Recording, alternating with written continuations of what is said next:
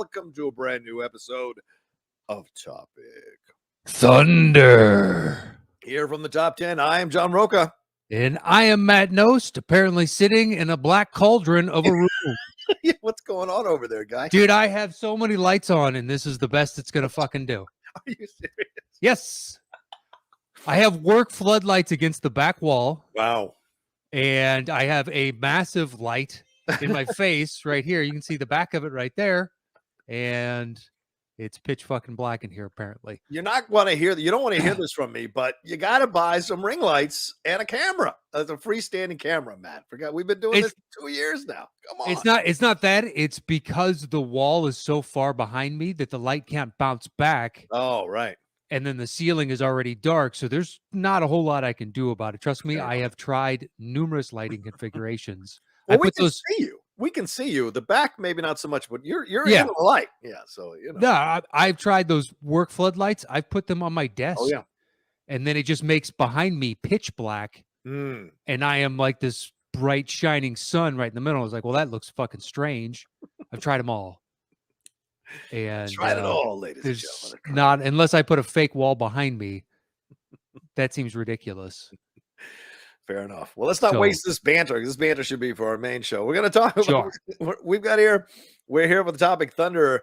Well, the way Topic Thunder works is that we get questions, comments, and queries from you all at the $5 and above level on our Patreon. If you're not a member of our Patreon, you can go and be a part of that. Patreon.com/the-top 10. If you're listening to our show, if you've been listening to our show for years and you're still not a Patreon, at least at the $5 level, what the hell is going on? Come on, give us some love. We've been giving you so much entertainment. It's the price. It's half the price of a Taco Bell meal now. So for God's sakes, you can afford it. It's one price of coffee, for God's sakes. Anyway, most people use a cup of coffee, gallon of gas, gallon of milk. But your point of reference is a meal at Taco Bell. Yeah, because it's half a price, half of a meal. Because the price of gas is no longer a gallon; it's more than $5 now. So I don't think it's the price of a gallon anymore. Well, but yeah, by us. Yeah, by us.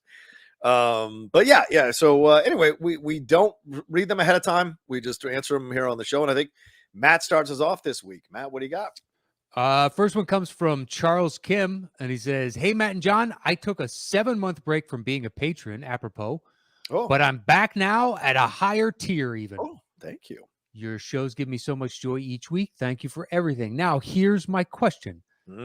I recently caught up with my blind spots in the filmographies of Paul Thomas Anderson and Quentin Tarantino. Okay. Parenthetically, Inherent Vice and Jackie Brown, respectively. Oof. Both men are such auteurs. But in your opinion, who has had the greater apex since both men can lay claim to having created some all-time classic films? Wow. I look forward to hearing your thoughts. Sincerely, Charles Kim." And then sincerely, Charles Kim. For some reason, there's the postscript there twice. Charles, you've already got a signature. Why are you adding another signature? They just want you to know this is very sincere. And it's also from Charles Kim. I like that it's Charles E. Kim or Charles Y. Kim. Anyway, Matt, this is a tough question. Excellent question. I don't know that I've seen a bad Quentin Tarantino film. Yeah. Okay. So for me, it's weird because the apex, I mean, when you talk about the apex, so you're talking about which one had the greatest film between the both of them? It was what I imagine he's trying to say. Who has had the greater apex? And certainly Paul Thomas Anderson, people would argue that There Will Be Blood is a classic. Certainly me and you would argue that. Mm-hmm. But is there a classic necessarily in that form in the world of Quentin Tarantino films? And I don't know that there is, even though Pulp Fiction you could argue is a classic, but it's so dirty and bloody and gory and full of cuss words. I don't necessarily see it mentally as a classic, but I don't see anything that Paul Thomas Anderson did that has the independent vibe after Hard Eight that all of Tarantino's films seem to have. So it's a fascinating question to answer. I mean, I think it's all perspective. If you feel like the greatest films overall without a bad film, then certainly Tarantino's at the apex. But if you feel like overall in terms of belonging with the auteurs like Hitchcock and like Kurosawa and Wells and all these other people, I think Paul Thomas Anderson is more of the apex. What do you think? As far as moving like public opinion and whatnot, it's Tarantino, because when another Tarantino movie's coming out, everybody is at least discussing whether or not they're going to go see it and whatnot, whereas Paul Thomas Anderson doesn't have that same effect. So for the average, cinema goer, I would imagine Quentin Tarantino was the runaway winner on this. Yeah. The high water marks for me, though, go to Paul Thomas Anderson. He's got a couple that I just absolutely adore. Yeah. And Boogie Nights, There Will Be Blood, and The Master. I think all three of those are classics to me. That's a great point. Yeah. But, Tarantino can bend genres, whereas Paul Thomas Anderson kind of has his lane and he stays in his lane. Yeah. I'm a big fan of that lane, but he doesn't really deviate too much. You could somewhat say that about Tarantino because it's a lot of, violence, even though I don't think it's gratuitous personally, because I think it aids the storytelling. Yeah. But usually there's a tremendous amount of violence and fast talking characters and interwoven stories. And he's got his, lane as well. Yeah. But because he does a war film and then a samurai infused film, and then he keeps genre bending over and over and over again, I think he's got more of a mass spectrum appeal. Plus, on some level, that's kind of harder to do. It's like whose filmography were we talking about last week, where it was just like Project 1 is completely dissimilar from Project 2, which is completely dissimilar from Project 3. And you're like, man, this guy's filmography, it's all over the place. Yeah. I can't remember who it was, but there was like 7 different genres. Oh, was it the guy that did Fright Night? Yes. Craig Gillespie. Yes. Craig, yeah. Right. You're like, that's tough to do. Yeah. Because usually just like, I'm really good at this. Yeah. And then occasionally venture out to do other things, but I'm really good at this. Yeah. So I don't know. I think, Quentin's got more hits. Right. But for me, Paul Thomas, moves the needle as far as engrossing cinema that just tells a simple story. I think you're right. Because, I mean, Paul has... There Will Be Blood, obviously. But you go back to what? Hard Eight is the last time I think he really did an independent film, even though you could argue Boogie Nights has independent vibe to it, but it's so epic in scope, it doesn't feel like an independent film, in my opinion. Okay. And then Magnolia is massive. The thing with him is that he takes huge swings. And I think with Tarantino, I don't know that he takes huge swings. He's just so gifted and good at what he does. And so the genres don't ever seem to really change, as you said, Matt. The dialogue is incredible. The vibes are addictive when he gets them right. And even with Jackie Brown, who you could argue is probably his least heralded film. Sure. The dialogue within Jackie Brown is phenomenal. I mean, there are acting classes all over that movie in terms of the writing and the performances of the actors in those scenes. But with Paul, Punch Drunk Love is his way of kind of deconstructing the romantic comedy and putting it back together. There Will Be Blood, the exploration, essentially a new Citizen Kane, The Master, imploding Scientology. Inherent Vice is his worst one, although Licorice Pizza gives it a run for its money, in my opinion. So it's fascinating. And both of them take their time. They don't run out with films every year. Yeah. So it's an interesting comparison that I don't remember ever thinking about trying to compare those two filmographies, because I see them as just two completely different filmmakers. Tarantino chases I don't think Tarantino chases the Oscar. I think Tarantino just thinks he deserves the Oscar for everything he does. Whereas I think Paul Thomas Anderson chases the Oscar and adheres to his own drum beat. And I appreciate that. and he's more of a classic filmmaker, whereas Tarantino is more of a blue collar filmmaker, so to speak. And I appreciate that. So, yeah, I might have to agree with you. I think the apex, I think I'd have to veer over to Paul Thomas Anderson as a better apex. But if we're talking influential, as Matt said earlier, I agree with him. I think it's Tarantino has been the most influential or more influential than Paul Thomas Anderson for sure. I know you compare the two. It's like Tarantino revved up and hit a high plateau and doesn't deviate from that plateau. And Anderson's are spikes and troughs, just up and down, depending on, what resonates with you. Whereas I think if you like Tarantino, you're more than likely going to like his next movie. Whereas Paul Thomas is still like, well, you may or may not like this one. Yeah. And I'm still going to keep trying and putting out. Because I know some people didn't like Phantom Thread. I enjoyed that. Me too. Yeah.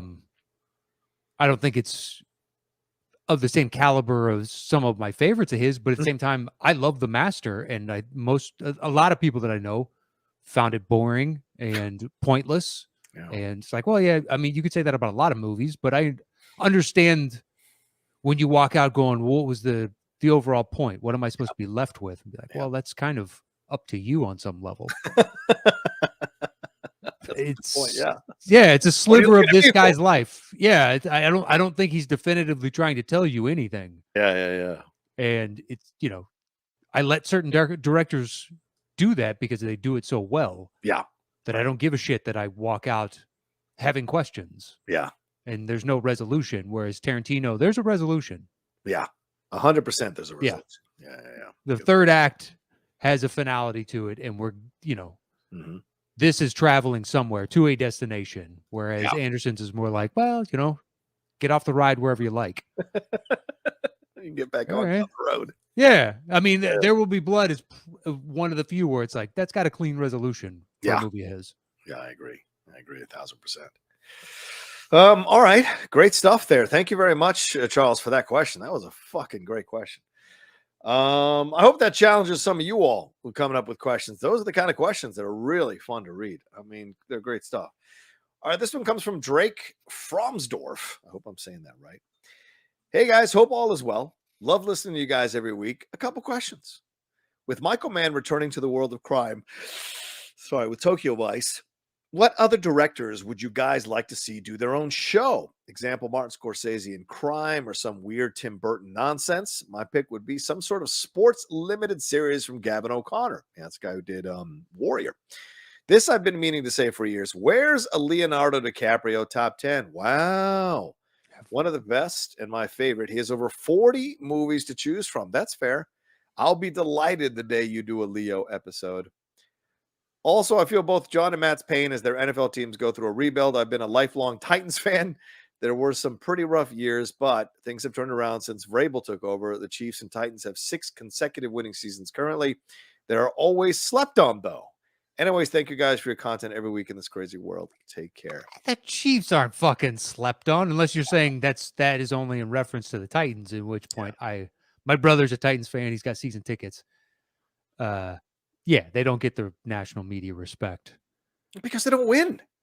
Precisely. They get in the playoffs, but they don't. But they always. They were the worst number one seed I can remember in a while. Yeah. And they choked out. Well, it's just when you're watching the games, it's not like that you're blown away by them crushing teams. They just manages to beat. But I didn't watch every game, so of theirs. I watched a fair number. Yeah, look. But anyway, Ryan Tannehill ain't inspiring you to shit. Like he ain't Patrick Mahomes, and he ain't Joe Burrow or even Justin Herbert. Like he's a good version of Alex Castle. He's a better version of Alex Castle. That's what I think he is. And so he's never going to take you to the heights of a Super Bowl. He just isn't, and he's not even. Like for Brad Johnson to go to a Super Bowl and win it over Rich Gannon, that's where Ryan Tannehill, that's the bloodline of Ryan Tannehill. That's the kind of quarterback he is. Sure. He is a Rich Gannon. He is a Brad Johnson. He's it's just unspectacular, does what needs to get done, has the occasional game where he throws for over 300 yards, but he's not going to win you the fucking Super Bowl unless you're playing another Ryan Tannehill type in the Super Bowl. And those quarterbacks are rare nowadays in the NFL. So, there's only a handful. Yeah, that's why they're all situated in the AFC by and large. And I would argue the Titans don't get slept on. The Titans get properly evaluated, and the Titans validate that evaluation by blowing it every year in the playoffs. And I think only making it to one AFC championship under Vrabel. So, just putting it out there. Anyway, that's not what Drake wanted to ask us, Matt. He wanted to ask us about what other directors would you guys like to see do their own shows? Do you have another director? I gotta be honest. I'm looking forward to Tokyo Vice. Oh hell yeah, great trailer. I hope it's good. Because we've been watching a lot of Dropout and We Crashed and stuff like that, which are really good. Yes, but I could use something that's completely fictional. Yeah, as opposed to horrible people doing shitty things and it being true. You're like, yeah. Oh, at least with Theranos, like I genuinely believe on some level she was trying to do the impossible. Okay. Misguided and pushing the problem into the future and saying we can figure it out. I think there is a sliver of her that genuinely believed that was possible. How much of that sliver is, I don't know. Yeah. And We Crashed up, it's as many as been released at this point, 4 of them or something like that. Yeah. But they seem like weirdos. Anyway, I like, I'm reviewing We Crashed for the Hollywood Critics Association. I'm hosting the review show. I drive up to LA every Tuesday to record it for the last few weeks, and I like the show. I like what Leto is doing. I like Anne Hathaway's thing, but I finished all of Dropout because I got the things early. That's a fucking excellent show. And I was late to it, man. I was 4 weeks in before I started watching it, and I just ripped through in 2 days that show with Lindley, and it is good. We Crashed is good too, but for different reasons. And I don't know if I want to see Inventing Anna. She loved it. She tore through it in a day or in 2 or 3 days. It sucks. Yeah, really? Okay. It sucks. We watched 2 or 3 of them. Okay. I like Gardner a lot. She's amazing on Ozark. Oh, totally. Yeah. And it's terrible. Okay. You can see basically this should have been on ABC. Oof. Oh, it's like that? Yeah. Okay. All right. Woof. This has a Shonda Rhimes, this should have been on ABC vibe to it, coming up after Grey's Anatomy. Inventing Anna for a half season, and then it's over. Because they keep over those 2-3 episodes. That's all I saw. So maybe it gets really good at the end. But they're drawing it out, and it's just like, I don't give a fuck about anything. And I already knew the story. I read along in articles like once I had a New Yorker subscription at the time, so it came up there and started following along there. Sure. And I don't care. I thought it was terrible, but once again, only 2 to 3 but I devoted 2 to 3 hours of my life to it, and wouldn't do it again. Wouldn't recommend it. Fair enough. But upcoming, I mean, that's interesting. What other director? Because like, if Scorsese does it, how much is Scorsese actually going to be a part of it? You know what I mean? Yeah, right. Whereas Tim Burton, I could see him really getting invested. Well, he's doing the Wednesday Addams series that's coming, I think, to Netflix, which is based on the Addams Family stuff. He's directing it, or is executive producing it. So he's involved in that one. I would love to see Spielberg. It's been a while. Like Amazing Stories was the last time I think Spielberg's really dialed into a TV show.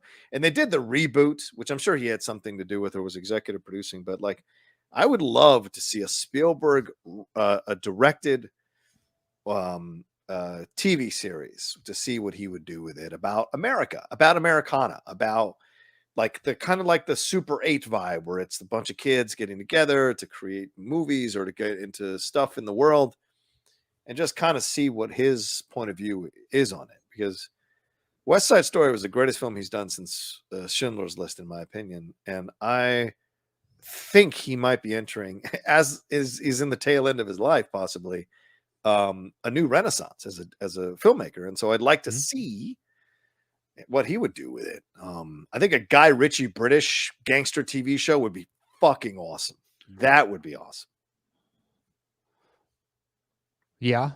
Although I can't imagine at this point Guy signs on for it.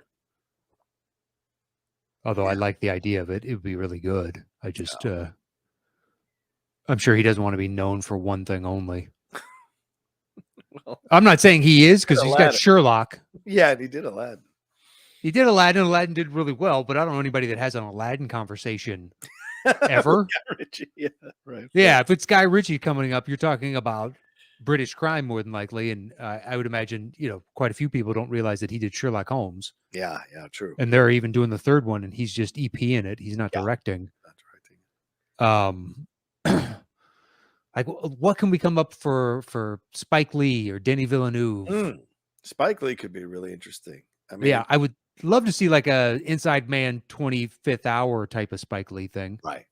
He's supposedly working on a sequel to Inside Man. So okay, bringing Clive Owen out of the wilderness and maybe figuring something out for that. But yeah, I mean, a sequel that's an HBO limited series of HBO Max limited series of Inside Man, that could be fun. Nick, seeing his exploration of what it would be like now in 2022. Because they've got like Money Heist on Netflix and whatever. So just draw the heist out over 6 episodes. Yeah, I could definitely see that. I can't imagine Tarantino doing it. No, I think if IFC was still fully around in the way that it was back in the 1990s and early 2000s, I think that could be a fun place for Tarantino to do original content, like a 10-episode series about something, and that could be where he goes, to be honest with you. If he's done making films, don't be surprised if 5 years from now, Tarantino becomes this like producer of TV shows and writer and director of these TV shows, and just makes a living doing that. These really gritty TV shows that explore a certain subject that he wouldn't necessarily have done as a film, because he wouldn't have the amount of time to spend really exploring all this stuff over 10 episodes, like 10 hours. I mean, he has done TV. Did CSI, did like 2 episodes of that and wrote a few of them. Yeah. And that's fine. But CSI, I mean, I want Tarantino, like full Tarantino. Yeah. But at the same time, like, he delved into television, just standard network television. Yeah. He came in and, was able to write a 2-episode arc. And I think it was 2 episodes. I don't believe I was watching at that point by the time it came on. But like, we've seen that David Koresh one with Taylor Kitsch that was really good, that series. I mean, something where he's tackling an event like that happened in America. His point of view on a cult TV series based on something that really happened would be so interesting to see his take on it and his point of view on it. I think. What about Rian Johnson? They do like a 10-episode Looper. That could be awesome. The time travel back and forth, doing all the different jobs and whatnot. Yeah. Seeing more guys come back to kill their former selves. Yeah. I mean, that 12 Monkeys series went on for like 3 or 4 seasons. So I could see him, Rian Johnson, dialing into a Looper, which is in essence, a sci-fi series, kind of playing with that. So there's a network called Sci-Fi that he could put it on if he wanted to. If not, something like Raised by Wolves, which Ridley Scott has done on HBO Max. So I haven't watched that. Is that any good? Have you seen it? It's okay. I don't think Ridley's, no offense, but I don't think Ridley's cut out for sci-fi stuff anymore, and it's been pretty evident over the last few years. Well, if kids would get off their fucking phones while they're watching the show, bet you'd enjoy it more. But The Last Duel was really good. It was damn good. It was way better than I was expecting. That's where Ridley should be. That's the wheelhouse. Fuck the millennials. Fuck if they don't come see it. Do that. Because when he goes into sci-fi, dude, it's a jumbled mess. And it's not fully realized, and it's irritating to watch because you're just like, this is the guy who did Alien and Blade Runner. And So you want historic period piece only from Ridley yes, Scott. I would be quite happy with that. Ridley's great at those things. So then what about 10 episode series of Gladiator? Oh. Well, I mean, they keep talking about doing the sequel, which doesn't make is sense. weird since he died. But yeah. Unless we're just choosing another individual, which you'd have to do. I think they're trying to say he lit like he ended up living. Nah, see, you can't fucking do that. And what are you going to bring Russell Crowe back? He's too old at this point. And the no offense, Russell. The irony is, this guy never existed. That emperor did exist, and did not get killed in the arena. He lived a very long life. So, just ridiculous that you'd bring back the gladiator who lived. Well, he was the star, so I guess, yeah. And Joaquin had to die because his character was just set up to be pure evil. Yeah. Yeah, hopefully they would just focus on, because that's easy. I'm a big fan of Rome. I've watched that more than once. Dude, yeah. Although season 1 is vastly superior to season 2. I agree. It is. You can tell that they did not expect that show to be a hit. And when it was, they were a little, I think, struggling on how to keep telling this story without the dynamic characters, real life historical dynamic characters they had in season 1. That's for sure. I'm trying to think of a female director that could be. I mean, Bigelow would be great for like a action show. That could be a lot of fun, like exploring some heist, as you mentioned, the heist thing with Inside Man, but maybe a heist show with Bigelow directing it. That could be cool. Sure. I'm sure Coppola, Sophia could do a really interesting show, kind of detailing the female experience either in the workplace or in the world or relationships or something totally out there, like she did with a couple of her, like The Virgin Suicides and a couple of her other films. That would be interesting to explore. I don't know, throwing it out there. Well, yeah. Plus, I mean, she can make a good movie on a cheap budget, which means hopefully you can make a good TV show on a cheap budget. Oh yeah, absolutely. I mean, I rewatched Power of the Dog again the other day. I like that movie, man. I know some people gave it shit and said it was long. That's Sophia? No, but I'm saying. I'm sorry. The Power of the. I was thinking of Wag the Dog. No. Really? That's Jesus. How old is she?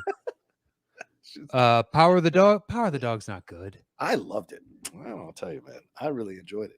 How do you tell me that after 2 hours and it gets to that ending and that justifies sitting through the monotonous 2 hours? It did for me.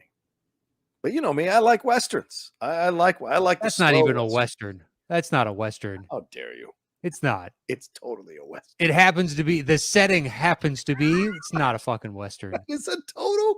What the fuck are you talking about? They're literally doing what guys did in the West. Yeah. But what are you talking about? But you could take them out and you could put them in the middle of a city and change their jobs, and it doesn't change the overall structure and arc of the movie. What they're doing is not to me what that movie is about. Like Unforgiven, is a western because it's a gunslingers coming into town, whatever, retribution, all that jazz. And this is just a very quiet, slow-moving, methodical bore fest. Oh my God! Wow, it's boring as shit, man. That ending, it got to the ending, and I was like, okay, that's fine. I'm never watching this again. I thought it was a good ending. I'm glad it didn't win. I'm glad it didn't win. Because I had a lot of questions about that. So, yeah, Kodo's fine to win. King Richard would have been fine. It was a weird year. Yeah, but it was a good year. I thought there were a lot of good movies last year. A lot of yeah. Surprised. I just don't think there was a great movie in that mix. I do. West Side Story, but that's fine. I haven't seen it. I don't really watch musicals, so it's not your jam. Anyway, all right, let's wrap it up there, man. Thank you so much to Drake Fromsdorf and Charles Kim. I got to assume we've done it. I'm pretty sure we've done a DiCaprio, Drake. Yeah, have we? I imagine we have, because we're always like going back and forth about it. Yeah.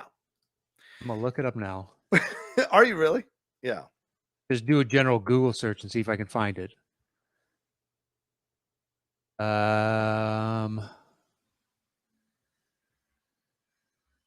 He's looking it up, ladies and gentlemen, for those of you who are wondering. Yeah, I'm trying to.